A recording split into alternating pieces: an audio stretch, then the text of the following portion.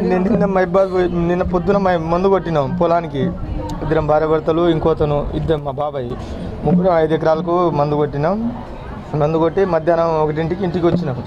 మందు కొట్టి ఇంటికి వచ్చి ఇక మా బాబాయ్ను మా ఇద్దరు ఏంటంటే తండలో ఈ మైబాద్లో పంచాయతీ ఉంటే పంచాయతీకి వచ్చినాం. పంచాయతీకి వస్తే ఆ పంచాయతీ చేసుకొని సాయంత్రం ఇక ఇంటికి పోయి మా బాబాయ్ ఉన్నాడు కదా, ఆయన ముందు కట్టడానికి వచ్చింది కదా, మేము ఇద్దరం హాఫ్ కేజీ చికెన్ తీసుకొని ఇంటికి పోయినాం. ఇంటికి పోయి ఆ చికెన్ మా భార్యకి పోయి ఇవ్వడానికి పోతే నేను ఆల్రెడీ కూర వండేసిన, కోడిగుడ్డు కూర వండేసిన అని చెప్పేసి అంటే సర్లే ఇది ఫ్రిడ్జ్లో పెట్టే, పొద్దున వండేసి ఇది ఫ్రిడ్జ్లో పెట్టేసాను అంటే సర్లేండి అన్నది. నేను బయట పోయినా, కాలు చేతులు కట్టుకున్నా, ఇంట్లో వచ్చిన. ఇంట్లో వచ్చి అన్నం పెట్టానంటే సీరియల్ నట్టుతుంది, సుత్తిపడని ఆగు పెడతాను అంటే మధ్యాహ్నం వచ్చేసి కొద్దిగా తిని పోయినాను.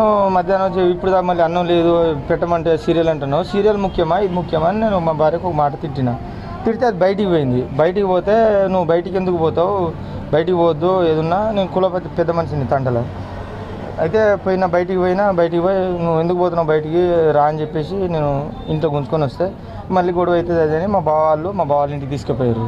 ఇక ఆడికి పోయినాం, ఇక కామన్గానే ఉన్నది. మళ్ళీ ఇంటికి తీసుకొచ్చినా, ఇంటికి వచ్చినాం, అన్నం గిట్ట తిన్నాం, పడుకొని పొద్దున్న లేచి తిడుతుంది. ఈ అమ్మ నైట్ అయిపోయింది, మళ్ళీ పొద్దున్న ఎందుకు తిడుతున్నావు ఏంది అది అని చెప్పేసి నేను పోయి ఇంటి వెనుక పోయి పత్తి చేను దగ్గర పోయి కూర్చుంటే ఇక తర్వాత ఇల్లు ఏదో గొడవ ఏదో చేసుకుంటారు. ఆ చైర్ సౌండ్ వినిపిస్తుంది, పిల్లగాళ్ళు కూడా ఏదో అరిచినట్టు వినిపిస్తుంది.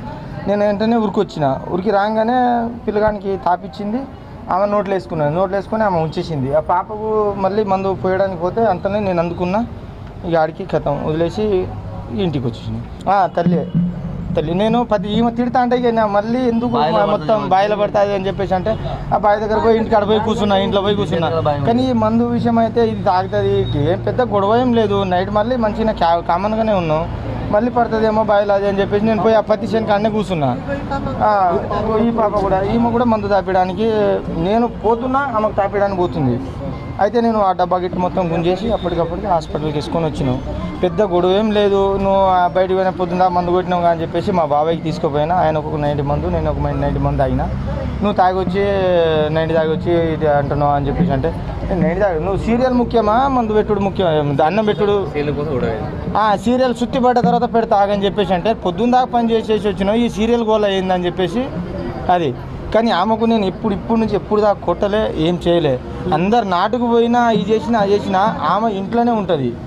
ఇంటికాడ నుంచి వేరే పని కూడా ఇప్పుడు నేను ఏమంటే తల్లి మందు పోసింది, నా కొడుకు బతకాలే. ఆయన 10 కాదు 20 లక్షలైనా పర్లేదు, నేను పెట్టుకుంటా, మొత్తాన్ని నేను పెట్టుకునే వయసు నాది, నా కొడుకు బతకాలే. దాని తర్వాత ఏమైనా ఉంటే మాట్లాడు.